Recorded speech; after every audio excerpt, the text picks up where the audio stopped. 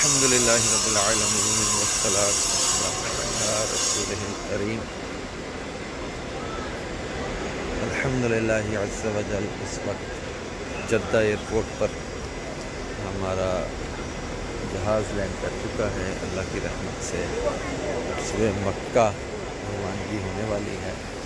اللہ پاک پیارے محبوب علیہ السلام کا صدقہ اس سفر کو ہمارے لیے برکتوں کا ذریعہ بنائے، خوشیوں کا ذریعہ بنائے، سلام کی عافیت عطا فرمائے۔ آپ سب کے لیے بھی دعا کو اللہ پاک آپ سب کا بھی بار بار مکہ پاک کا مدینہ پاک کا سفر کروائے، حاضری مدینہ عطا فرمائے، جانشین امیر اہل سنت کے ساتھ سفر کی سعادت ملی ہے۔